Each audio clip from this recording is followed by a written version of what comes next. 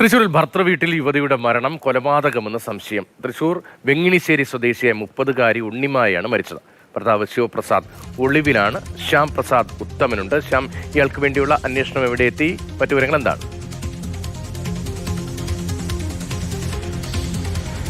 രതീഷ, ഈ അവിടിശ്ശേരി സ്വദേശിയായ ശിവപ്രസാദിനെ നെടുപുഴ പോലീസ് അല്പം മുമ്പ് കസ്റ്റഡിയിലെടുത്തിട്ടുണ്ട്.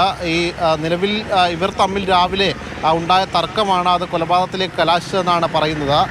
അതായത് ഈ വെങ്ങിണിശ്ശേരി സ്വദേശിയായ ഉണ്ണിമായും അതോടൊപ്പം തന്നെ ഈ ശിവപ്രസാദും തമ്മിൽ നേരത്തെ മുതൽ തർക്കങ്ങൾ ഉണ്ടായിട്ടുണ്ട്. ഇവരുടെ വിവാഹം കഴിഞ്ഞ് ഏകദേശം 3 വർഷത്തിലധികമായി. ഒരു കുട്ടിയുണ്ട്. ഇവർ തമ്മിലുള്ള ഈ തർക്കം പലപ്പോഴും ഇവർ വഴക്കിടാറുണ്ട് എന്നാണ് അയൽവാസികളും മറ്റുമൊക്കെ പറയാറ്.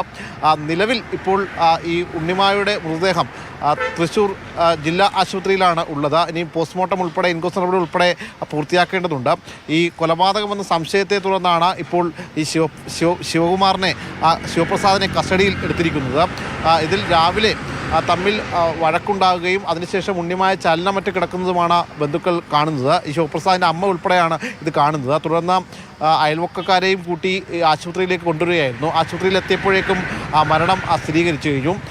ഈ ശിവപ്രസാദിനെ ഇപ്പോൾ നിലവിൽ നെടുപുഴ പോലീസ് കസ്റ്റഡിയിലെടുത്തിട്ടുണ്ട്.